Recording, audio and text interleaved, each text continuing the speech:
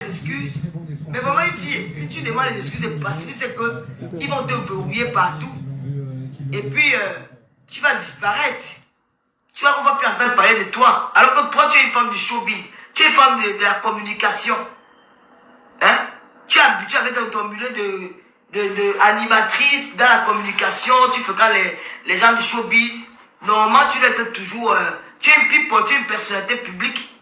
Mais tu sais qu'avec ce que tu as dit là, tu ne demandes pas les excuses. Du jour au lendemain, on entendra plus parler de toi, peut-être dans les réseaux sociaux, oui. Mais dans les cérémonies officielles au Canada, ils ne peuvent plus t'inviter. Là, tu as eu raison de demander pardon. Voilà. Mais moi, je sais que tu as dit ce que tu pensais dans ton cœur. Et je respecte ça. Je ne vais pas t'insulter pour ça parce que tu as ton droit. C'est de ton droit. Tu as ta liberté de penser. Tu as ta liberté d'expression. Je ne veux pas t'en vouloir. Donc, on reste là-dessus. Mais tu as de foutre ta carrière en l'air. Hein?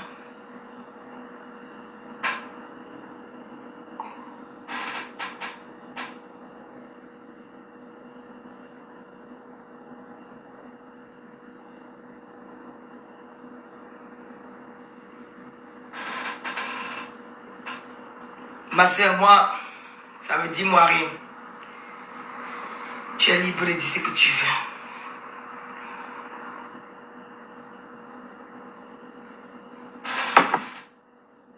Je vous laisse, non. On dit qu'on a bouqué partout au Canada. Tu avais une grande soirée que tu organisais. Puis il y avait David Eto, il y avait Madame Biala, il y avait des personnalités là que tu organisais. Ça devait être une très belle soirée. Tu devais te faire de l'argent. Bon, maintenant c'est à eux de voir, hein, parce que j'ai appris que le boycott est lancé, ma chérie. Si les gens là t'ont promis le boycott, annule la soirée là. Tu as compris quoi? Si les gens là t'ont promis le boycott, moi je ne suis pas pour le boycott. Parce que quand vous faites ça, c'est comme si ça vous touche trop. Il faut apprendre à... Prenez sur vous et vous prenez vous prenez chacun les résolutions. Ça, elle a dit que boycott, non. Elle a dit ce qu'elle a dit. Maintenant, c'est à vous de voir ce qu'il faut faire. C'est celui qui se sent choqué. Il prend lui-même sa propre décision sans que nul ne l'influence.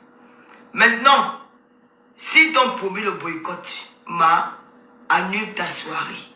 Je ne sais pas si ça se passe au Canada comme ici. Ce que les gens là m'ont fait à Nanterre.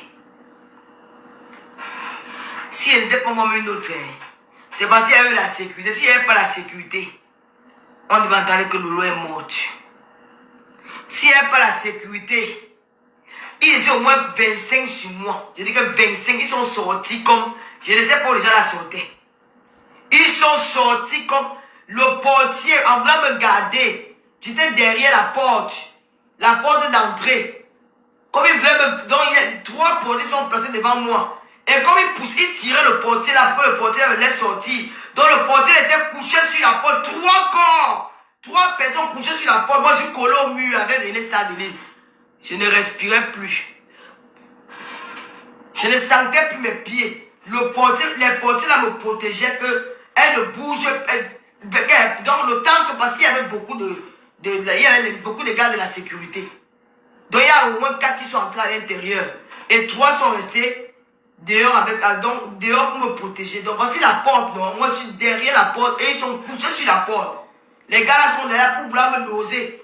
Pour vouloir que laisser la sortie, les gars qui ne bougent pas. Le temps qu'eux ils vident la salle là-bas et ils viennent le rejoindre pour m'aider à sortir.